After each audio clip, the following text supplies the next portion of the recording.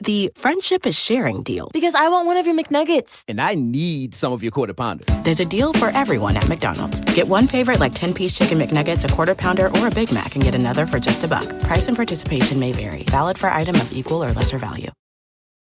Luxury is meant to be livable. Discover the new leather collection at Ashley with premium quality leather sofas, recliners, and more, all built to last. No matter how many spills, scuffs, or pet-related mishaps come its way, the leather collection at Ashley is made with the durability you need for the whole family. Shop the new leather collection at Ashley and find chairs starting at $499.99 and sofas at $599.99. Ashley, for the love of home. To get the Crime Writers on After Show right now, go to patreon.com/partnersincrimemedia. I'm Rebecca Lavoie, and this is Crime Writers On.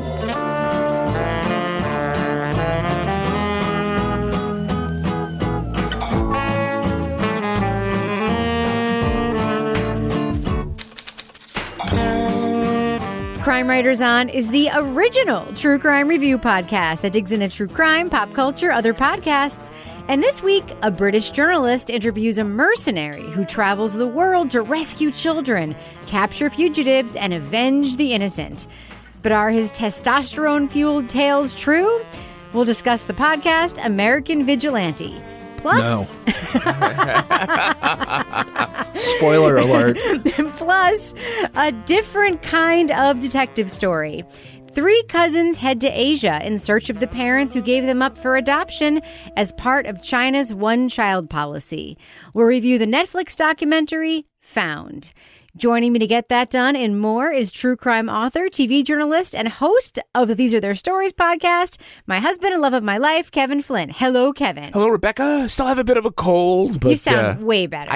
Yes, I sound and feel way better. You sounded like garbage on the Undisclosed Addendum. You're still very good, though. I just listened to it. It was super good. Sound like garbage. Thanks. But you sounded great. Also with us is private investigator, a certified pet detective, resident cat lady, and author of the New Hampshire Magazine featured book, Dead on Deadline, Lara Bricker. Hello, Lara. Hello, Rebecca. Yeah, that was super exciting. I was at the grocery store at New Hampshire Magazine November issue. It was on the, Christmas books to get this year. So I'll tell you, New Hampshire Magazine may not sound like a big deal to people who don't live in New Hampshire, but here in New Hampshire, it is a very big deal. That magazine will be in dentist's office for like 4 years to come. It's really good. I mean, once you get a New Hampshire Magazine, like it's permanent. It's permanent. You know what this means? I can get more cats.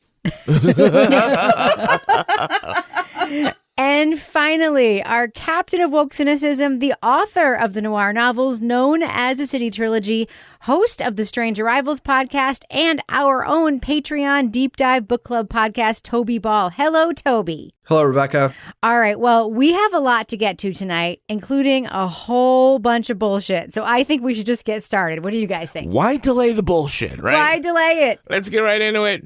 Leading off. I can't tell you how I found him, and to be honest, I don't even know his real name or what state he lives in. I also don't know, yet, what I really think about him. Whether he's a good guy or a bad guy, whether he scares me. Journalist Sam Walker meets a person who has a particular set of skills. Going by the pseudonym KC, the man tells Sam a series of tales about his life as a kind of mercenary. Their stories filled with guns, fights, and daring do as KC and his men rescue kidnapped children, find fugitives, and foil criminal enterprises. So the first guy was pretty much unconscious and occupying the doorway from his face, getting hamburgered on the doorframe. The second guy was already coming up, and I grabbed his wrist and I just yanked him as hard as I could over the body of the first guy, and his head crashed into the wall in the hallway there, and I did stomp his head pretty damn hard. KC is well-spoken, sort of, and his stories are full of detail and high drama. And he sometimes admits to withholding details to protect his identity and those he's helped.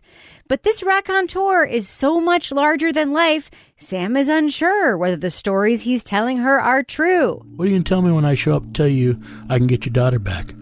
You want me to make sure I don't hurt anybody? What are you going to tell me, Sam? About got tears in your eyes right now just thinking about that shit, don't you?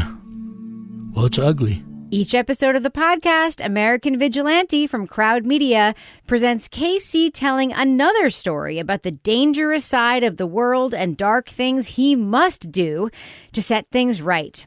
Rather than vet the veracity of his stories, the podcast leaves it to the listener to decide whether KC is the real deal or not. Look at Toby's face right now. Spoiler alert, we are going to be talking about plot points from American Vigilante. So if you want to Such remain as there are. spoiler free, go to the estimated time code in our show notes to get our thumbs down or thumbs down review. Now, so Kevin, here's my question for you. Yeah. So we were discussing this when we were eating dinner before recording the podcast, and you were saying to me, because I was just like saying, you know, what I was going to say about the podcast, and you were like, well, we need to be careful and talk about it in our responsible crime writers on way, and like that this is our opinion and not fact, whether or not this is true or not. And I asked you the question, when a person goes on a podcast that doesn't even use their real name, do we need to be careful when we say that what this person says is totally bullshit? Do we have to say it's our opinion that this is totally bullshit? Well, this is a side effect of what the issue is with the podcast. Okay. Which is we don't know if what he is saying is true or not. Now, it could be true, but we do not know because it has not been verified or in any way has the audience really been convinced that it is. Now, I am leaning, I think we're all leaning to this being a bunch of bullshit or a little bit of truth and a whole bunch of bullshit. But the problem is, look, because it's a story, like if you were able to prove the story and at the end she says, yep, I have this document here and it's all true, we're kind of in a bad situation if we say that he's lying. We can say we think that. This is the equivalent of using the term allegedly when someone, you know, is charged with a crime. The problem is we don't really know. Whether or not we talk about in a way that we're giving him the benefit of the doubt or not, it is the problem with this podcast. It sounds so fanciful, but is presented in a way that is unchallenged, and it just half the time you're wondering whether it's real or not. That is a distraction for the podcaster. We could talk about how to solve that, but... Well, I don't know. But that's the frame, Laura. Like she says, I'm leaving it up to you to decide if it's true or not. I, within the first 30 seconds, was like, this is fucking not true. It's bullshit. No, it's total. Sorry. It is my opinion that this is total bullshit. Laura, you can't defame someone who's not using their real name. I'm sorry. You can't. When the stunts and the special effects are like better than a Marvel movie. I mean, he has like a super vehicle that like you can drive it for like around the world 3 times and coast to coast, yeah. It drives itself and it talks to you like Knight Rider and whatever. I mean, come on now. War Machine. War Machine. War Wagon. War Wagon. Thing's designed for long distance and for comfort, and it's made to carry and have everything that I might even possibly need. It's got an incredible fuel capacity. It is turbo diesel, modified. It can cruise at 80 miles an hour and get almost 30 miles per gallon, and it weighs 8,000 pounds. I'm thinking about getting a vanity plate.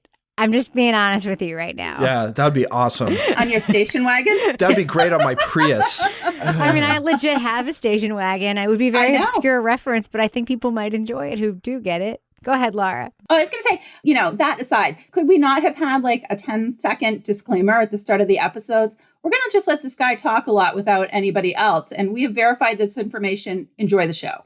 Right. But we don't even know who she is. Right. Like, who is she that has the credentials to be telling this story? She's got another podcast, right? She's Yeah. got some podcasts about moving to Texas or something. Yeah. The desert, yeah. Yeah, she's like probably a documentarian or reporter or whatever. I mean, that's what I glean from context clues, right? Because we hear she's a camera and she's obviously a good storyteller, probably has a journalism background. But Toby, this is the kind of storyteller. I mean, first of all, I have listened to so many shitty Orphan X books on audio narrated by Scott Brick because I'm a glutton for bad book punishment. And I just love like the way that I fill my boring time when I'm walking 6 miles listening to shitty action books. Like that's my guilty pleasure. I was literally listening to this guy just basically read stories from Orphan X assassin vigilante books. Like walking up the stairs, a guy pulls another guy and uses him as a human shield while I shoot. And, Papa, I saw that in Squid Game. Papa, don't go. Papa, don't go. She looked at me and dried her tears up immediately. She goes, "You go, Papa." She goes, "You go get that little girl." and you bring her back. And then we'll have our barbecue. The lies are on their face. Like every detail is on its face, an indication that it's bullshit. You think so too. Please tell me you think so too, Toby. Yeah, it's just bad fiction, and it starts at the beginning where he goes like, I don't know what his background is that makes his dad's friend or whoever it is who says, there's got some missing kids. I need you to go to find them. And then he like somehow finds out they're in some trailers or something. But he goes into a trailer and he like goes in and it's like there's money and drugs lying all over the place and a naked couple on the couch and they're passed out. It's like, what? Come on. This is like a ridiculous book. And then he walks down the hall and, the kids are in a room. There's two guys with guns and he takes out the first guy. And then the second guy's like, oh, what's going on? And then he takes out that guy and then he takes the kids out. And then the third kid is in another trailer. It's like, well, I took those guys out. It's like, come on. It's just like these complete fucking stupid stereotypes. And it just happens again and again and again. Like some people get kidnapped in Mexico and he goes down there and his like investigative strategy is we're going to go to some bars and discotheques and see who's talking about stuff. Yep. And sits down next to some Americans who are like, oh, our friends got kidnapped. It's like, all right, if your friends got kidnapped in Mexico, you're not going to go out drinking publicly. Right. You're going to be fucking hiding. Yeah. All right. So like he finds those people in Mexico, the kidnapped, quote, executives. The woman executive is still wearing her business suit, but her skirt is ripped only at the hem. I'm sorry. This guy fucking watched Patriot games and like just like. And she's still wearing the one shoe. She lost one shoe, but she's keeping that one shoe on. But here's the thing that occurred to me. All of these fantasies, they're just toxic masculinity fantasies, right? So like, it's like dad beat me, but I still love him. It's all women and children getting raped and me rescuing them. It's all violence against women and children and only I can save them. It's law and order must abide unless I decide it mustn't abide and I will beat people. Cops are allowed to beat people up when I say they're allowed to beat people up. And then what bothers me, Laura, is that Sam, in her telling of this, and it's one thing for her to sort of say, just let him talk and you can decide. But she also presents him in a very like guileless way as like being somehow honorable.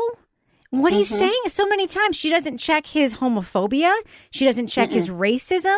She doesn't check any of the super toxic bullshit things he says. She sort of talks about him as somebody with sort of like an honorable code also. Isn't that like kind of gross? Yes. And I felt like, that was another thing that frustrated me about this.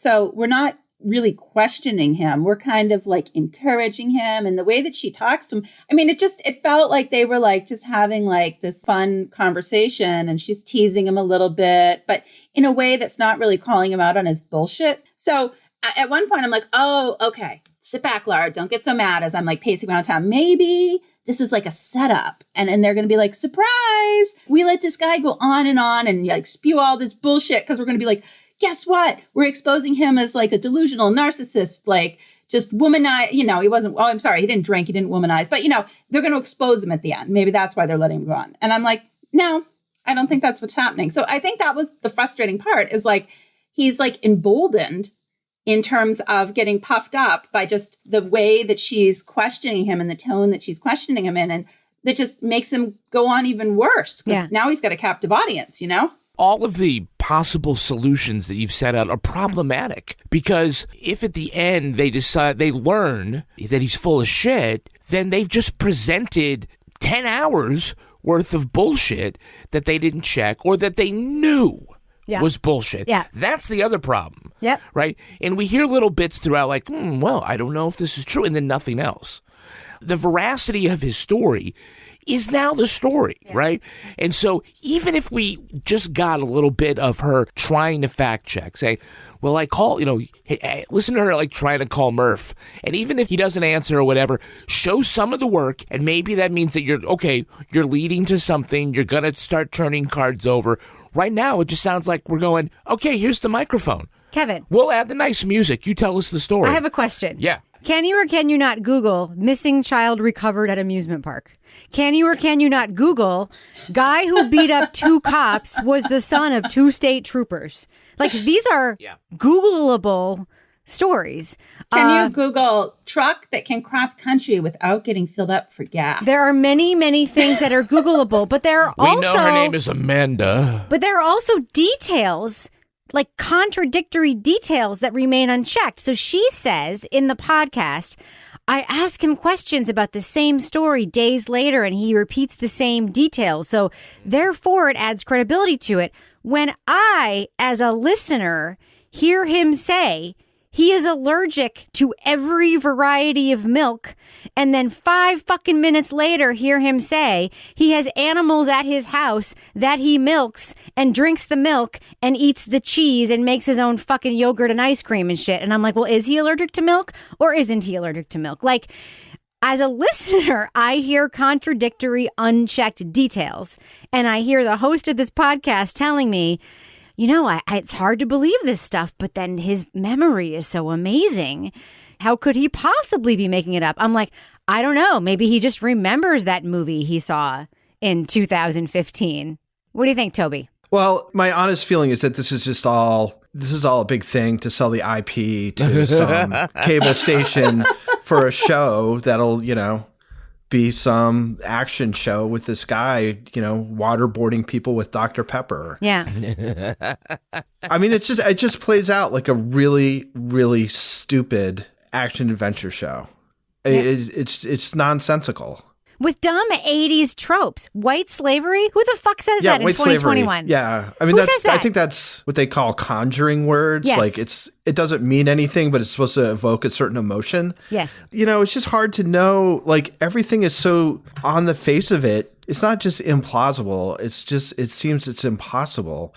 Mm-hmm. Like, all his investigative techniques, or what, you know, passes for them, are like a guy who can like hack into every store's security cameras and within a couple of hours figure out what store some woman goes to at the same time every day. And there's a guy who's like scoping out her kid. Maybe it's him.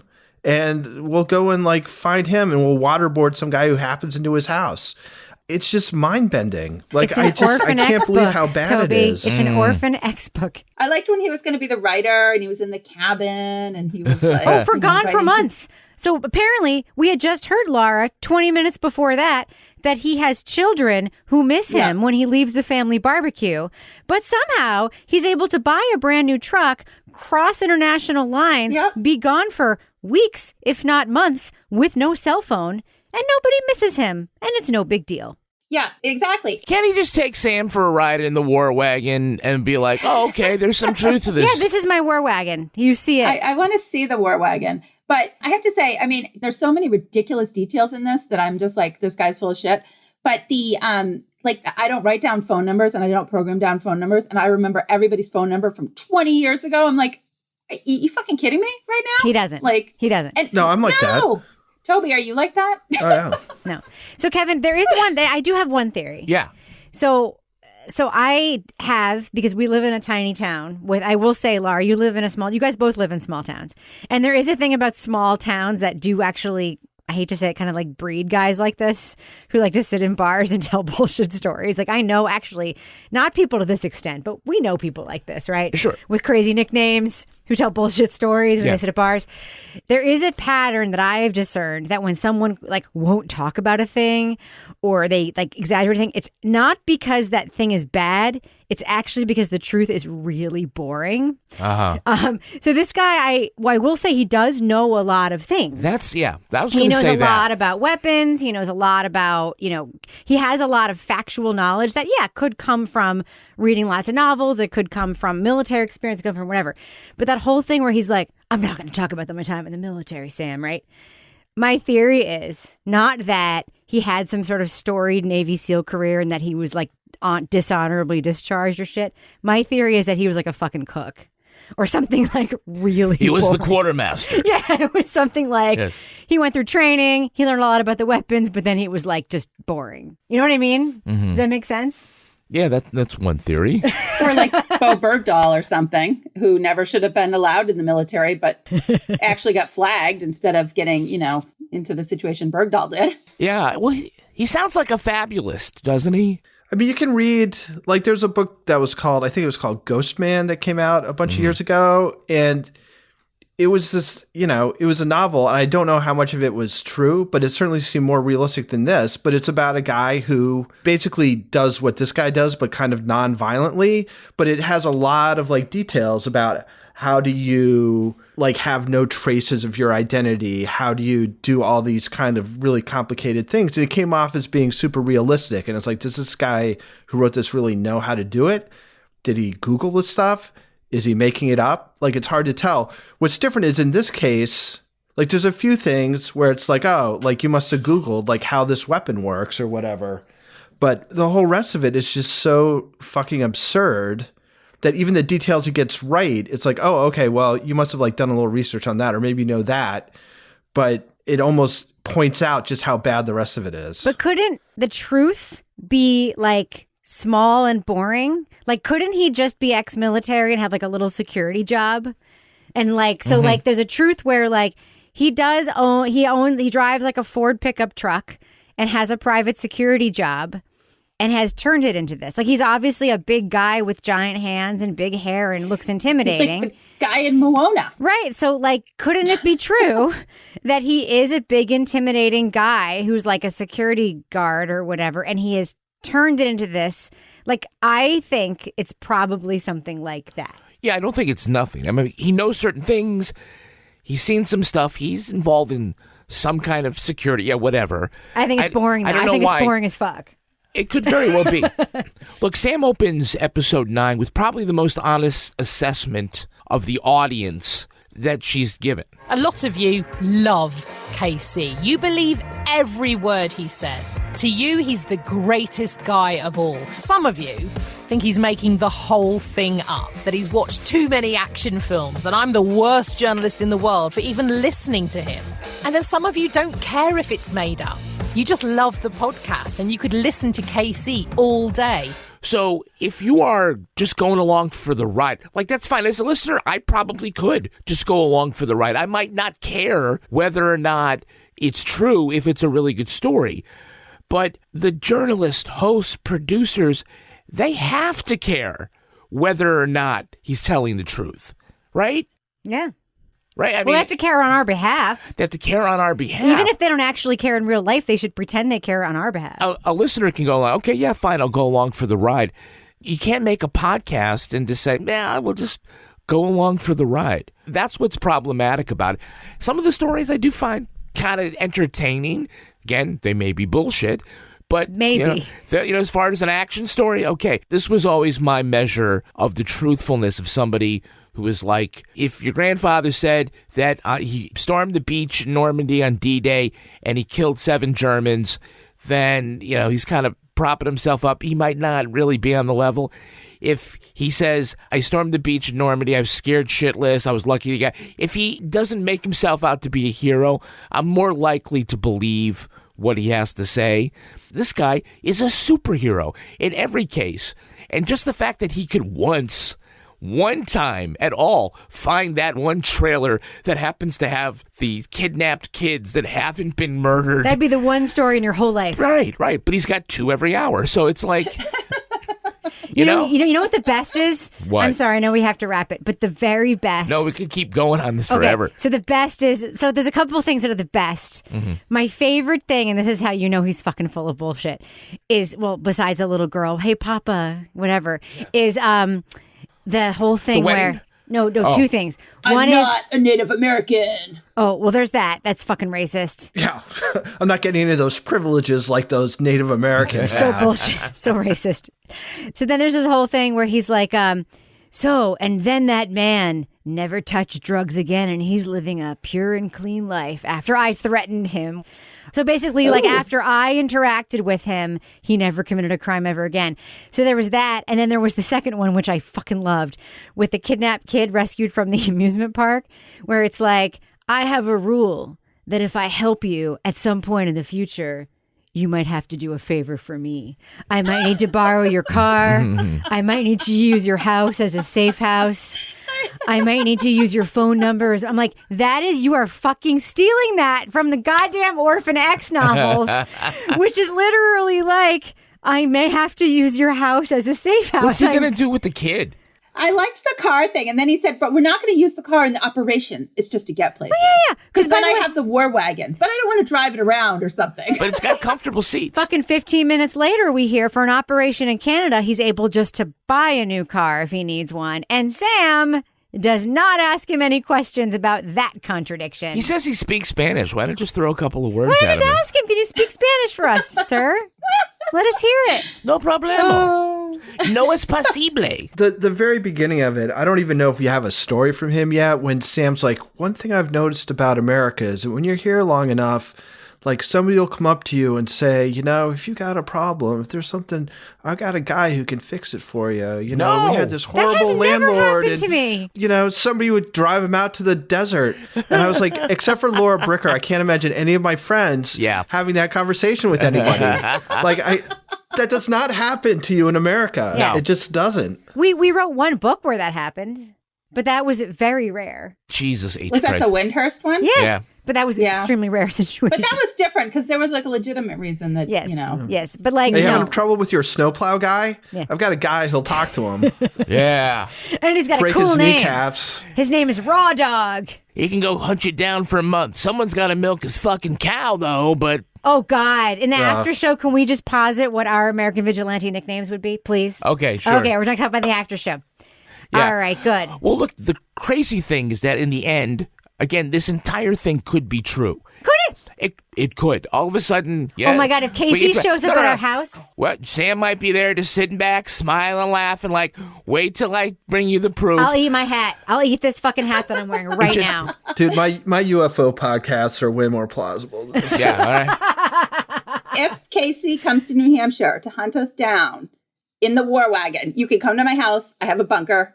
And we can hide. I'm just saying. Casey, if you come to my house in the war wagon and show me proof that everything that this podcast is actually true, I will, I don't know. What will I do? Where the fuck are you getting jet fuel for your car?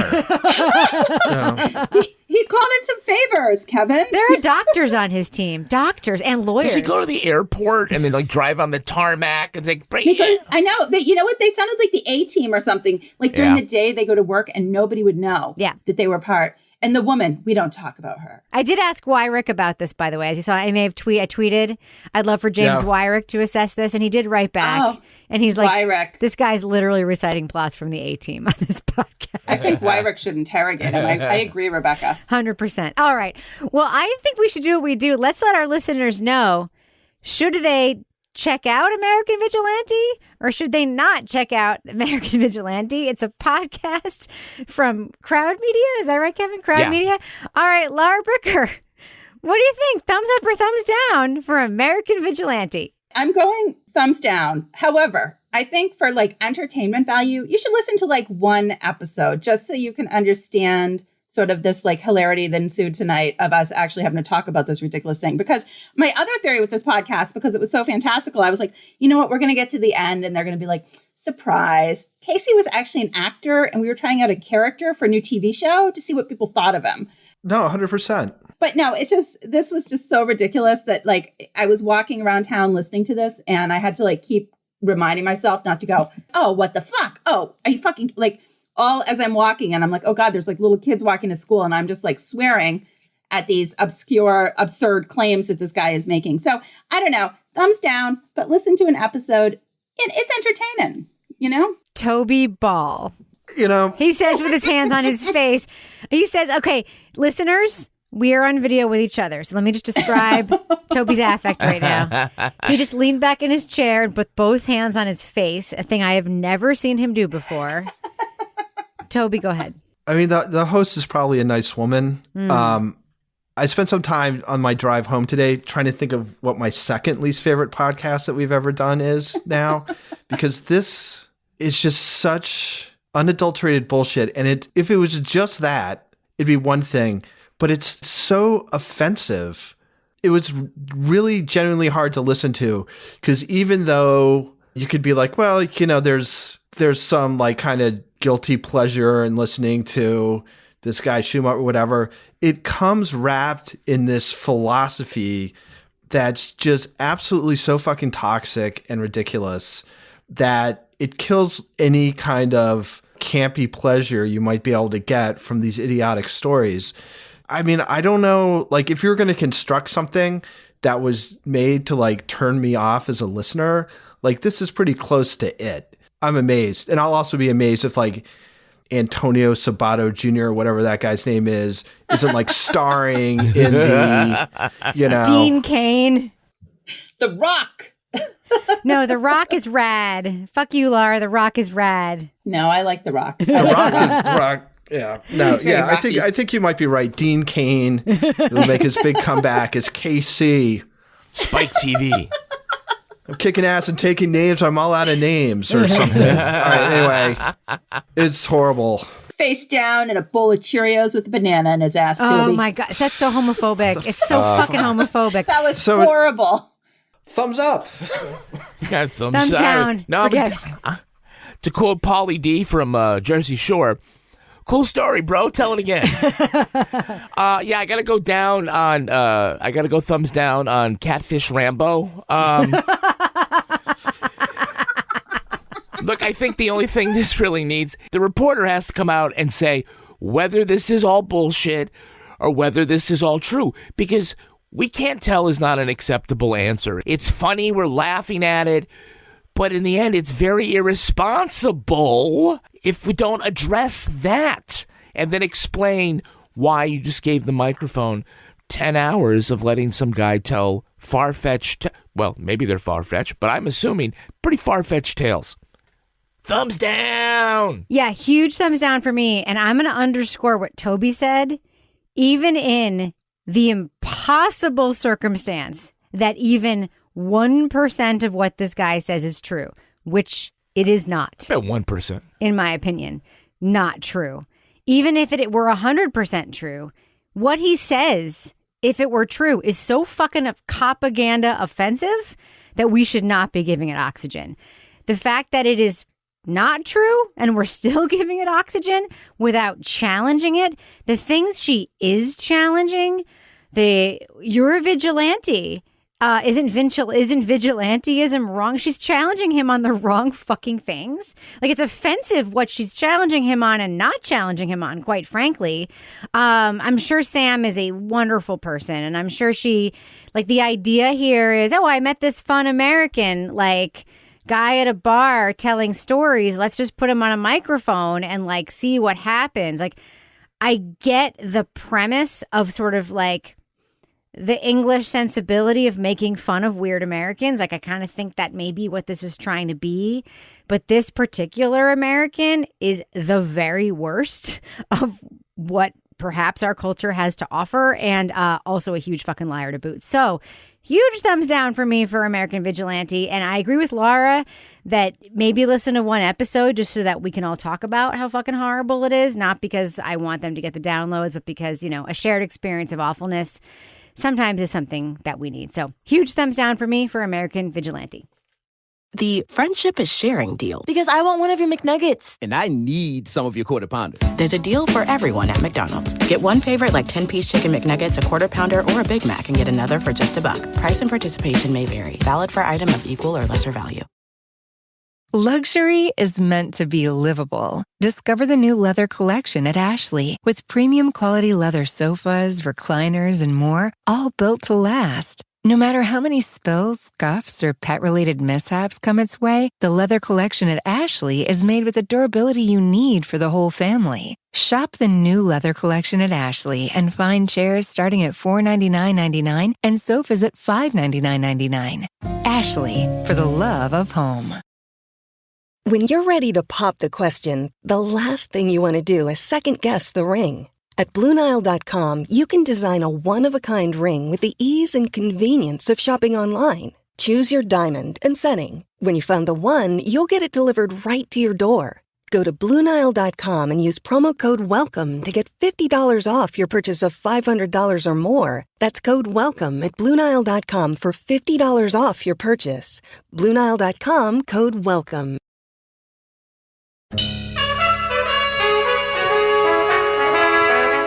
All right, Kevin, here we are in the business section.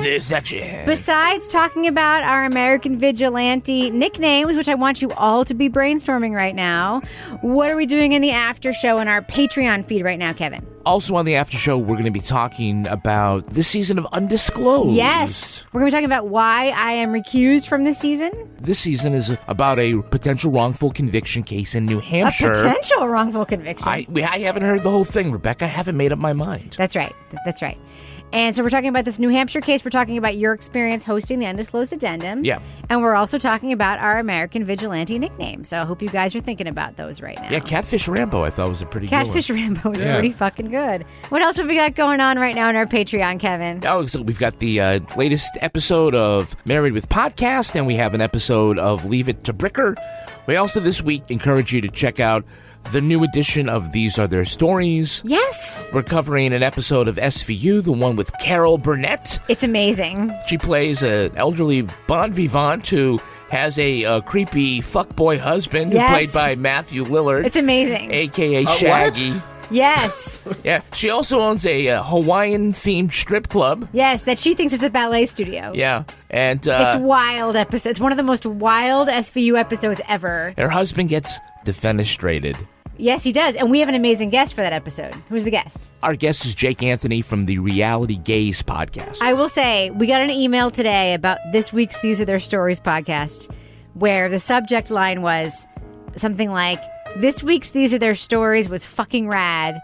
And then the body of the email was like, that's it. That's the email. It is so good. So check out this week's These Are Their Stories. It's really, really good. Encourage you right now to sign up if you haven't already for the Crime Writers On weekly newsletter. Just go to crimewriterson.com and stick in your email address. We promise we will not sell them to aluminum siding salesmen or foreign princes. Or like car warranty people. We've been trying to. I got a call like that today. I picked it up and it was the automated voice and it says, hello, is Flynn there? And I'm like, Flynn? Come on, man. Flynn, Kevin. But in the newsletter, we always have new merch, and I got to say, the leggings are doing really well. I cannot believe anybody bought these leggings. That they're buying leggings, but you guys love the leggings. The Crime Writers on leggings are great. You got to keep those forever. Yeah. Well, now there's leggings with me on. You can have me like all over your private parts. Yeah. Who wouldn't want Laura Bricker on their cooter? So what is that? This week's leggings? It's the Lara Rowe leggings. Yeah, the Lara Rowe leggings are actually starting to sell.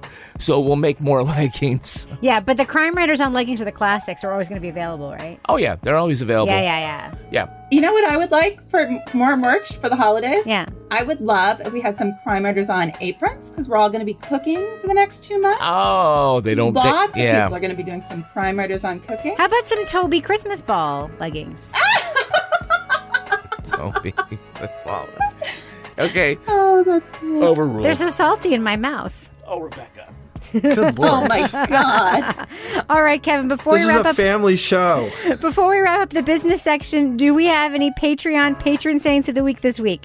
Our Patreon patron saints are Misty Hickman and Stacy Cash. Bless you. Bless you. And thank you all for supporting us on Patreon. If you want to support the show, if you don't, and get all of the 4 podcasts we make back there and, join our family, go to patreon.com/partnersincrimemedia. But the newsletter is free, and you should get that anyway. And thus ends the business section. Should I fade that music down now, Kevin? Do that. Moving on. When you're little, you grow up in your perfect little bubble. You grow up around all these white people and it's just who you think you are. And then you realize you're different. After taking DNA tests, 3 teens learned their cousins, all adopted from China after being abandoned as newborns. Chloe, Sadie, and Lily live in different parts of the U.S., raised by white families of different religious denominations. And although they're curious about their origins, each struggles with whether or not to learn about their birth parents. And she said like some very hurtful things about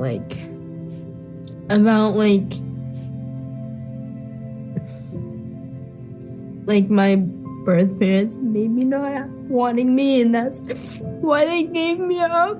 The trio enlists the help of Liu Hao, a Beijing researcher who scours the country to match American adoptees with the families who reluctantly gave them up, most likely the result of the nation's one-child policy.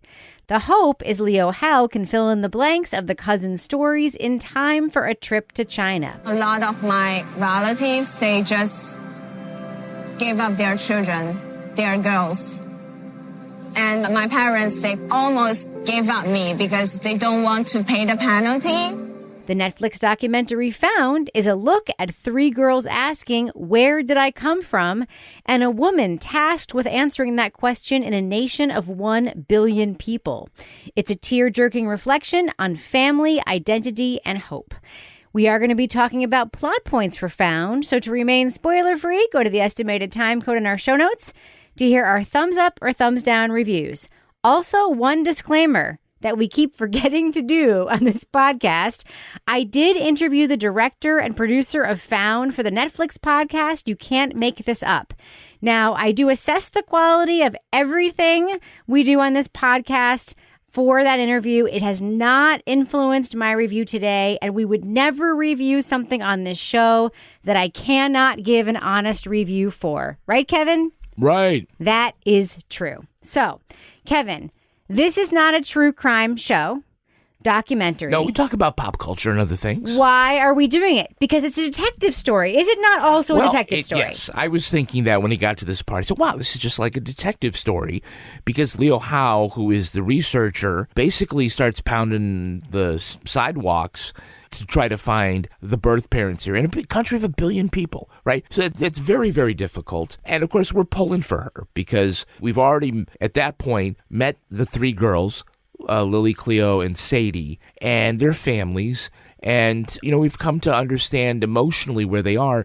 And, I think we all understand that in a story about adopted children looking for their parents, that's what the story's got to be about. It's got to be about going out and making that attempt. Yeah. Laura, can we talk about your first note that you sent me on this documentary? Would you like to read it, and then we can talk about it? Yeah, I'll read it. And it says, if Toby Ball didn't shed a tear watching this, he's dead to me. Thoughts, Toby Ball? About that? Did you shed a tear, and are you dead to Laura Bricker? Did you shed a tear watching this, Toby? Because I was like, this is going to even melt Toby's heart. I don't think I did. I wasn't really focused too much on my You're dead to me. body secretions while I was watching, but Toby Ball's body secretions. I mean, it's definitely kind of a tearjerker. Jesus Christ, I cried the whole fucking time. I cried sure you so many times. The ending really got to me when the girl I'm just going to call her the genealogy detective. Liu Hao, yeah. When she was sitting at her desk at the end, and I was just like, and we'll probably talk about that, but is this when she found found the mother for somebody else? Yeah. One of the women we have tested came back as your birth mother. Oh, wow. Okay. I understand you may have thousands of questions in your mind. Did she give birth to all daughters? Like, it's all girls? Laura, she's you. She is you. I kept thinking this the entire time. Like, this is a job you would do. It's yeah. I mean, because it's basically like the curiosity of putting together stories, but then also the humanity. Because the thing about Liu Hao that's amazing to me is that she works for this, basically it's a travel tourism company, right? Where it's a business where adoptees come, they do the DNA tests, and then her job is to find the people. And then it's like a tourism thing where she brings them to the orphanages in this bus. So it's this weird job where she has this connection thing, but then she does this due diligence for the Chinese families who are not paying her, right? Yeah. And she's going to these villages to deliver this news in person. No one's paying her for that. And I'm like, that is the Laura Bricker side of the story. Oh, well, I really identified with her. I just felt like she was just portrayed so beautifully throughout this entire series. You really felt all parts of her character coming through, from like the empathy, the compassion, the dedication, the curiosity, but just the humanity. And that scene when she went out and was talking to the farmers. Now, I thought it was going to be a match, because when you saw their biological daughter, and then you see the girl in the US, and I was like, Sadie, oh my gosh. That was Lily's son. Oh, Lily. Yeah, Lily. Yeah. I think that story was important to see, because it really gave you a window into how, as she's doing her job, she has to learn to keep going, even when something like that seems like you look at it on face value and think this is definitely a match. Like, they look identical, and it's not. It was so heartbreaking. Yeah. I mean, I don't know. Toby, did you cry at that part? Well, what was weird about that, I thought, was that she does a lot of like getting people's hopes up and then dashing them. I mean, not on purpose, I think, but she does a lot like, oh, I really saw her. I think it's right, really be it. Or, I mean, she kind of like gives people this hope, and it's still like, it's just a wild. She's honest, though. She doesn't it's not. She did tell everybody it was a very small chance. Yeah. But that Lily thing, when you saw, because the filmmakers did include the thing with the jaw surgery. Like, that was significant. And like, Kevin, that was significant, right? Actually, do you want to share your story? By the way, I had that same jaw surgery when Kevin I was that age. Kevin had the same condition. Really? Yeah. I looked completely different. And now I'm super handsome. Just like Lily is super beautiful. She was beautiful, Kevin, as before the jaw surgery, as you were super handsome before the jaw surgery. Thank you so much for bailing me out of that. I will say the thing that was interesting to me was the stories of the girls in America before the detective story and seeing their lives here. Now, Toby, you just sent me a note, and I want to answer the question so we don't have to like dwell on it. How the filmmakers got the story. They got in super early. So the director, Amanda Lippitz, Chloe, one of the girls, by the way, Amanda Lippitz is a really well-known director who's made other award-winning documentaries. Chloe, one of the girls, is her niece. Oh. And so her parents sent her she saw the footage of her niece, her adopted niece from China, being bat mitzvahed in Israel. And she thought, there might be a film here about an adoptee. She shot that film.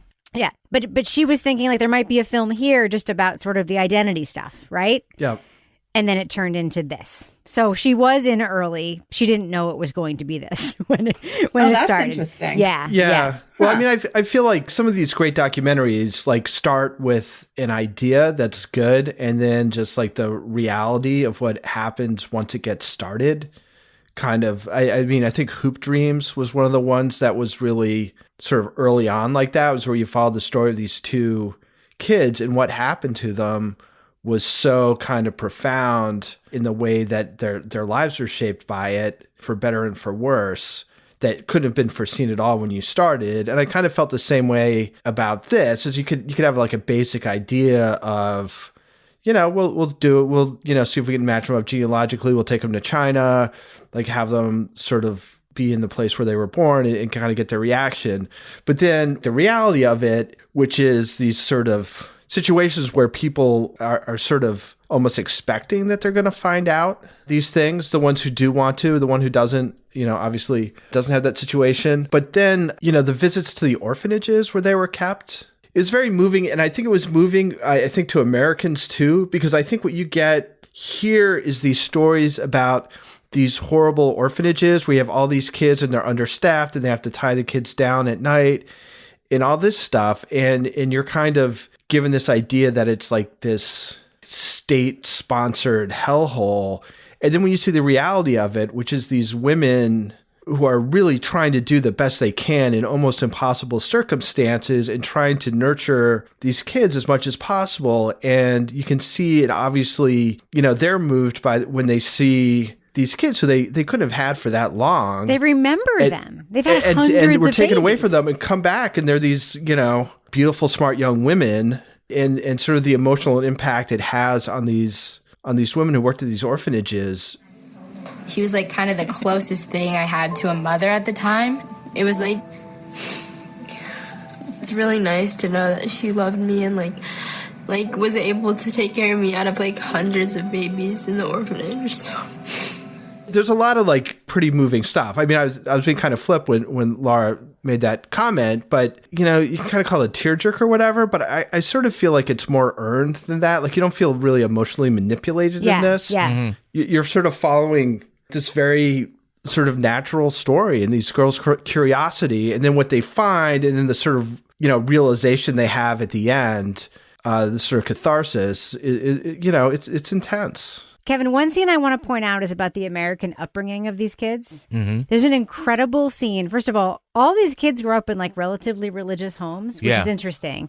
But there's an incredible scene where one of the girls is on a cross-country meet bus. She's on this bus going to, And there's a girl from another school who's also adopted from China. And they're talking about the circumstances of their abandonment. How were you found? Like, did someone deliver you? Oh, I was found on a busy street. I have a picture, but I really don't. Someone took a picture? Yeah, they're there, exploring Guangzhou. I was found on a bench. On a bench? In like a busy marketplace. Oh my God. The casualness with which they talk about, like, I was abandoned here and I was abandoned there. And the white girls across the aisle just looking at them like, the fuck? I mean, it really speaks to, I mean, the movie could have been about that, right? The movie could have been about being born in China, adopted by American parents into religious families. And like, it could have been about that, like, weird. Raised Jewish. Yeah. With your friend, the girl from China who's now Greek Orthodox. It could have been about that, right? That was a whole thing. Mm-hmm. And I found that, and also the divorced parent. Yeah. Yeah. I mean, I just found that to be fascinating. One of the parents, I think it was Chloe's father, said that it's like a grieving as they talk about it and they think about, do I want to know? Do I not want to know? I imagine that almost all adopted children go through the idea, asking the question of who am I and where am I from and why did my mother/parents, why did they give me up? And I think with Chinese adoptees like these three girls, there's an added layer because, for one thing, you know there's this government policy discourages the parents from having a second child, and if they do so, there are penalties and whatnot. And you know the likelihood that they can go to China and follow some sort of like regular bureaucratic paper trail is very, very slim. You know, it seems like, unfortunately, for a lot of adoptees, domestically, too, it's sort of, if you want to find your birth parent, a lot of it's going to depend on whether somebody kept a good record, right? So these are not uncommon feelings. And what is always sort of unusual to Westerners about what the Chinese orphanage is that we hear the babies are left in ways that would be considered abandonment, definitely in the West. But through the lens of talking with the people in China, the parents who had done that with their children, we find that they're not left on a street because they are being dumped, because they're unwanted necessarily. In many of these cases, they say they're put here because there's a lot of traffic and somebody will see her here, or will leave them at some place where somebody will take her. They hid the pregnancy so they could have the baby. So they could have the baby. Yeah. And this is a broad brush, of course. There are a lot of cultural things there. Obviously, the cultural preference towards boys plays a lot in the reason why, at this time, 98% of the adopted children were girls. And they don't really dig too deeply into that. I mean, I guess it's self-evident that it's the girls. But to see this from the view for the first time of some of these parents who gave up their children, and the manner in which they give it up in the West would be just, you know, by leaving a baby someplace, we just would say, you just treated that child like garbage. Yeah. That culturally, they don't see it that way. There's a little more thought to it than that, and there's a lot more regret. A lot more heartbreak. Yeah. A lot more heartbreak than you would think. As just, they're not really discarding, to those that we talk to, they're not really discarding the child. A lot of them really want to have the child, and they're trying to... And they're hoping for forgiveness. Hoping for forgiveness, hoping to give them a life that they can't give. Adoption is really complicated, and I know it's fraught with a lot of emotions, and I know we have listeners who are adopted or have adopted children, and none of that is easy, but it's this other layer of complexity, and we don't usually get to see the side of it from China, from the Chinese parents. We just hear about the orphanages. And so my takeaway from it, all of that, is that if someday Lily and Sadie or Chloe are able to find their parents, I'm hopeful that it would be a happy reunion right? It isn't like, oh, well, I only wanted a boy, so I dumped you, or whatever. It wouldn't be something like that. I'd like to think. I don't think it would be. I'd like to think that after meeting some of these other parents, the ones who cried when Mr. Chen found out Lily wasn't his daughter, if and when they find their real parents, that they will have that happy reunion. Yep. I don't know. I will say, the reason the scene on the bus moved me so much is it also made me think about just what it's like to be a girl in America. Mm-hmm. Adopted or not, Chinese American or not, as girls and as women, we're just taught to just like push everything down and just be cool with everything. Like, it's just what it's like. You're expected to be like, Laura, you know what I'm talking about. Like, oh yeah. Like, I was dumped on the side of the road. What about you? I was left by a mailbox. What about, like, we're just expected to just fucking pretend like everything's cool all the time. And that is so, when you see like a 15, 16, 17-year-old doing that and they're talking about a traumatic event, that was another moment where I was just like weeping, because it's like they were so clinical about it because of the way that they've talked about it and processed. But didn't it remind you of your own teenage self talking about very traumatic things and just trying to be cool because that's what you were supposed to be? Yeah. People are always amazed. They're like, oh, you always seem so happy when you talk about them. I'm like, well, because you frame it in a way that's the way that you can deal with it at the time. You have to. And that is... You have to. And then it's like years later that you realize, wow, that was really not nothing. That was actually a big deal. But that's how you're able to actually continue to cope at the time. And that's how you're conditioned. To me, that's the magic of this film, is that it gets to the heart of girlhood in a way that like even goes beyond the story. I have a question for you, Laura, though, because 23andMe is at the heart of so many interesting, it's at the heart of Bear Brook. It's the heart of the Golden State Killers apprehension. And it's the heart of this. I mean, there's a lot of downsides to these DNA databases. I mean, I've heard about lots of families being broken apart because, hey, turns out you're not actually my dad, and turns out whatever. Or, you know, people don't want to be contacted because guess what? Like, I may have donated sperm when I was in college, and I actually don't want to have 800 people be my kids or whatever. There's a lot of downsides too, but don't you feel like this is opening up also? There's a lot of stories that we're going to be being told like here, right? Because of this. Yeah. I mean, I'm looking behind me because I've had my Ancestry DNA kit for like 2 years because I've been afraid to do it. So it's probably not even like valid anymore because I'm like, oh my God, what am I going to find out? Like, I don't know. But one of the things I was thinking about as I was watching this is like, it would be interesting to take sort of this like bird's eye view of how many matches in the US have been made with, you know, children that were adopted who have been able to find their birth parents or their relatives thanks to these type of DNA databases and these testing services. You know, I can think of somebody in my life that didn't know they had a daughter and didn't find out until the daughter was 50 years old and they had been living like 15 miles apart their entire lives. Wow. So I think there's so many more of those stories, but I guess I'm curious to know, so like in the bigger context, like how many have been able to find that connection? Because in the past, it was like you would have to have like some sort of a release signed from the adoption agency. And if the person said like, don't find me, you're just sort of SOL basically, right? But now it's like involuntary, like. Yeah. So I don't know. I'm curious. I definitely am curious. In case you didn't know, that the three of them found each other through, I guess it was 23andMe. Yeah. But they weren't the only relatives that they found. There were dozens of other matches, but there are people of all different ages.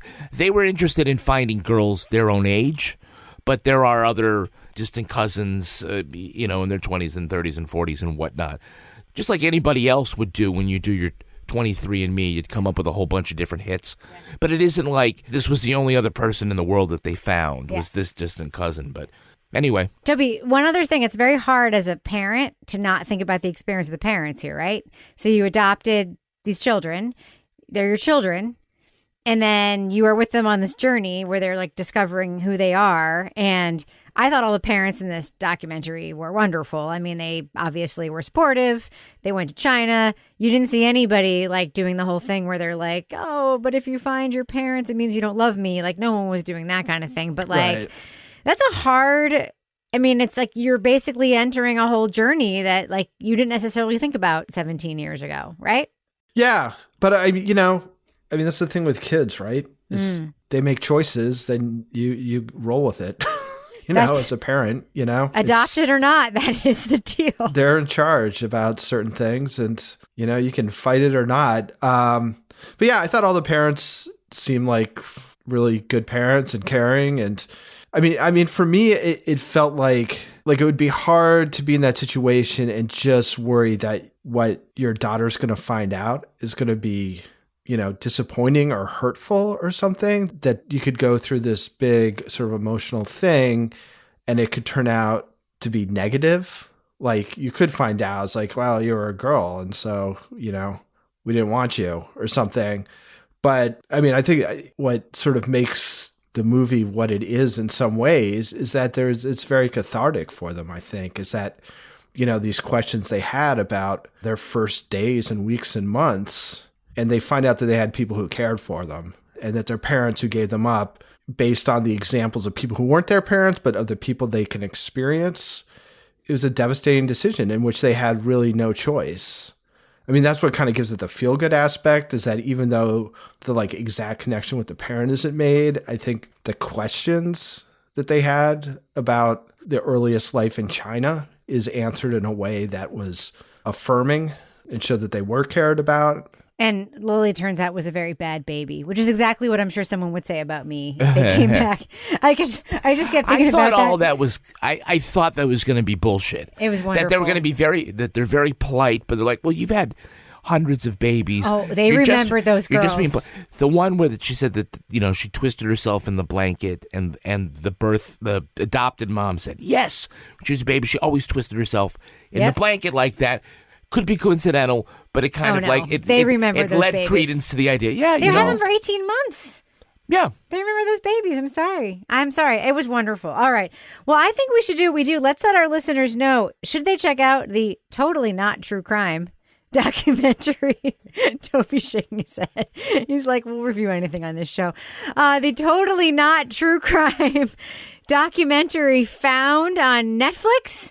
Laura Bricker, what do you think? Thumbs up or thumbs down for the definitely detective story found on Netflix? Yeah, I'm going thumbs up on this. I have a really good friend who adopted her daughter from China, so I've heard a lot about this type of adoption. And a few years ago, the two of them actually went back and did a similar trip. And they weren't able to confirm birth parents, but they did go back to the same orphanage, much like the girls in this documentary did.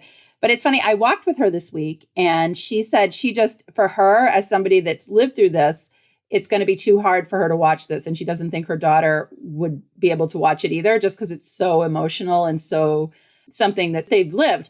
But I think, you have to look at your own circumstances as to whether it's something you want to sit down and watch. I just found it very heartwarming, but also really heartbreaking at the same time, in terms of just people that are never going to find out where their babies went to. But it was well done. It was a nice change of pace. I would say give it a watch. Toby Ball.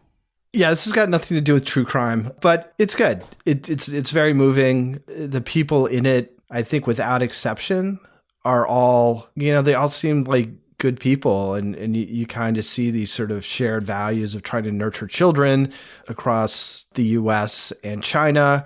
It's just a nice documentary. I don't have a whole lot else to say about it. I just, it's good. Good. We're still friends, Toby. But again, it's not true crime. It's not. And that's okay, Toby. We've also reviewed other things in this show that are not true crime. So give me a pass. No, I'm just making sure that people understand that our visitors aren't waiting for the other shoe to drop. I totally understand. Kevin Flynn. Yeah, I'm thumbs up. This was a really emotional documentary. Laura knows people. We all know people that have gone through this one way or the other. I didn't cry as much as I did during the Mr. Rogers documentary. But I will say, for audio production purposes, I did have to go revisit the end and pull a couple of clips, and then it started happening all over again. So I like what Laura said. Heartwarming and heartbreaking. Thumbs up. So Kevin watched this before I did, and he said, "Oh, I cried at the end." So I was ready to watch it and cry at the end. And I cried the whole fucking time. And it was a good kind of crying, not the kind where you're like, oh, I'm so pissed that I'm crying right now. But it was the good, cathartic, wonderful crying. I think Found is so good. And I really, really want everyone to watch it, especially if you're a woman, especially if you're a girl, especially if you know a woman or know a girl. And honestly, if you're anyone, you should watch this documentary. I just think it's wonderful. It's beautifully crafted. And especially when you think about how it was made, like imagine you have somebody in your family and you think, oh, this could be an interesting story about being adopted from China and having this be your identity. And then realizing this whole other thing could happen and then going to China and making this whole different movie. I mean, it really is extraordinary how this story unfolded and where it goes. And yes, it's a detective story, which despite what Toby says, it's not crime, but it's detective adjacent. I'm a huge fan of Found, and that's the reason why I maybe made us do it on this podcast. So please watch it. 2 huge thumbs up for me for Found.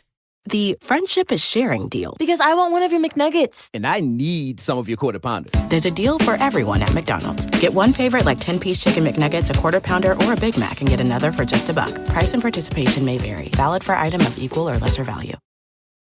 Luxury is meant to be livable. Discover the new leather collection at Ashley with premium quality leather sofas, recliners, and more, all built to last. No matter how many spills, scuffs, or pet-related mishaps come its way, the leather collection at Ashley is made with the durability you need for the whole family. Shop the new leather collection at Ashley and find chairs starting at $499.99 and sofas at $599.99. Ashley, for the love of home. Ryan Reynolds here from Mint Mobile. With the price of just about everything going up during inflation, we thought we'd bring our prices down. So to help us, we brought in a reverse auctioneer, which is apparently a thing. Mint Mobile Unlimited Premium Wireless. How to get 30, 30, bit to get 30, bit to get 20, 20, 20, bit to get 20, 20, bit to get 15, 15, 15, 15, just $15 a month? Sold! Give it a try at mintmobile.com/switch. $45 up front for 3 months plus taxes and fees. Promo rate for new customers for limited time. Unlimited more than 40 gigabytes per month. Slows full terms at mintmobile.com. Now it's time for my favorite part of the podcast, a little something I like to call the crime of the week. It was a really bad day for one man in Brazil. A news report said that a man was fishing with his buddies at a lake in Brasilândia de Minas. He was suddenly attacked by a swarm of bees. In order to escape the stingers, he jumped into the lake, but he didn't know how to swim, so he sank below the surface. That's when he was attacked by a school of piranha. Wow. Officials later retrieved his teeth-torn body near the shore. They aren't sure whether the piranha attacked before or after he died. There are over 30 species of carnivorous fish native to the Amazon River Basin. Officials believe the piranha were placed in the small lake by someone dumping an aquarium. It should be noted that this story, which ran in Newsweek, was not independently confirmed. Great. But apparently checking on whether far-fetched tales are bullshit or not is something we don't do anymore. Nope. So panels. Let's get a 10-part podcast going. Ooh, burn, Kevin, burn. Things went from bad to worse for this fellow. Tell us another tale about a series of unfortunate events. Laura Bricker, what do you think? Oh my God, you guys. I was going to make one up, and then I remembered that something actually happened on here that fits this bill. So a couple of years ago, there was this guy that got really drunk and decided to go set off fireworks. And he shot his fingers off with the fireworks. He was all alone. He was just home alone shooting off fireworks. But then he got blinded when it shot off. And so he couldn't see and he had no fingers. And he went in his house and he dragged his fingers down the wall. So it looked like a crime scene. And then he tried to call 911, but he didn't have any fingers. So then he just passed out and the next day, they're he didn't show up for work. They're where is he? And they showed up at his house and there was blood everywhere. And there he was with no fingers. You shouldn't be laughing, but Wait, how did he carry his fingers to make those marks? They were gone, Toby. They were gone. They were obliterated. I mean, can anybody go after that? Yeah, I saw the picture. It was true. Some folks that were there showed me the picture and I went, oh my God, it looks like a crime scene. Yeah. So you can find me at Toby Ball NH. Kevin Flynn, do you have a series of unfortunate events? Well, there was the guy that drove his car into the razor blade factory, and then he drove it into the lemon juice factory. Yeah, I have one. There was a newspaper editor who was murdered after putting on a red coat and pushed off of a building, and then there was a woman who was moderating a duck race and fell off her boat, and someone had to take a picture with a cell phone instead of a real camera. Ooh. Lara Bricker, does that sound like a familiar series of unfortunate events to you? It does sound familiar. It sounds like a scene in Dead on Deadline, Rebecca. A little bit of a scene on Deadline. All right. We should probably end it on that note before we do. Lara Bricker, do we have a cat of the week this week? We do. On our cat of the week, my goodness, people are really like upping their game lately. Yeah. So this comes to us from longtime listener Tanya. I thought you were going to say Carol Baskin. I really want like a Carol Baskin cat of the week. Carol. We're going to have a Carol Baskin send cat us of a the cat. Carol, you have like 150 big cats. Send us one. So this week's cat of the week, people are really upping it this week. So Tanya Hoyer, longtime listener and like from the OG Crime Writers On, sent me a nomination. She has been listening since the first season of Serial. I love listening to your reviews, and I do not mind spoilers, so I listen even when I haven't listened to what you do. Yeah, you do. That's what you do. She would like to nominate her daughter's cat, Graham, as cat of the week. Her daughter and son-in-law are van lifers traveling from Alaska to Argentina. They are currently in Colombia and took Graham on his first overnight hike. The hike was 10 miles each way, and Graham walked a good bit of it. He does not like to get his paws wet, though. Stop. And he goes in the cat. They took a cat for a 20-mile hike? Yes, he went in the cat backpack when he wants a rest. But wait, it gets better. Graham has been to 10 countries, 46 U.S. states, has his own apartment in the van so he can hide from his dog sister, Sambrita. They had a dog, too? Oh, yes, Sambrita. And she sent links to the daughter's vlogs featuring Graham, which, by the way, are both like 20 minutes long. They're like legit, like this cat has So Graham seen some isn't things. Casey? Graham is real? Graham is real. I have verified that Graham is real. I have seen Graham. I've seen Graham in Colombia. I've seen Graham in the van. Ay, caramba. Was Graham's daughter like, Papa, is there someone else who can do that don't go. 20-mile hike Yeah. instead of you? Don't they have to like quarantine pets when you cross borders? Stop it, Toby. Stop trying to ruin the fantasy, Toby. Listen, Graham has a place to hide when the authorities come. And he keeps quiet. He's like, keep quiet. Don't say nothing. Okay, Yep, good job, that's Graham. right. Graham's nickname is Bareback, by the way. All right, Lara Bricker. If folks want to send you their animals, it can be any kind of animal living any kind of lifestyle to be pet of the week or cat of the week. How can they find you besides sending an email to crimewriterson@gmail.com? How can they find you if they want to tweet you, for instance, on Twitter? They can find me at Lara Bricker. And Toby Ball, would you like to reiterate your Twitter handle for the folks at home? At TobyBallNH. Kevin Flynn, how can folks find you? I'm at twitter.com/Kevin P. Flynn. You're not letting that go, are you? Nope. And if you want to follow me on Twitter or Instagram, you can find me at RebLavoy. You can also follow the show at Crime Writers On. And please join our incredible community in our official Crime Writers On Facebook discussion group. Just go to facebook.com and look for Crime Writers On Podcast and then hit join the group. Support the show at patreon.com/Partners in Crime Media. You'll get the Crime Writers On after show right now. Plus, you'll get 3 other podcasts. Married with Podcast, Lara Bricker's Leave It to Bricker podcast, and Toby Ball's Deep Dive Book Club podcast. Our theme song was composed and performed by Ty Gibbons. Our line editor is the incredibly astute Olivia Burdett. The executive producer of this program is Kevin Flynn. This show was recorded in the Yoga Loft above the Bodega in Bay St. Louis, Mississippi studio, otherwise known as Studio C, the closet in our New Hampshire basement where we plan our testosterone-fueled rescue missions in between going to weddings and making goat cheese. On behalf of all the crime writers, thanks so much for listening. We will catch you later. Can I point out one thing before we start? Yeah. Toby's note. His first note. We'll fucking review anything? Yeah, what fuck the you, fuck, Toby? It's a detective story. There's nothing less true crime than that found. Whatever. Can we review the Super Bowl? We dig into true crime, pop culture, other podcasts.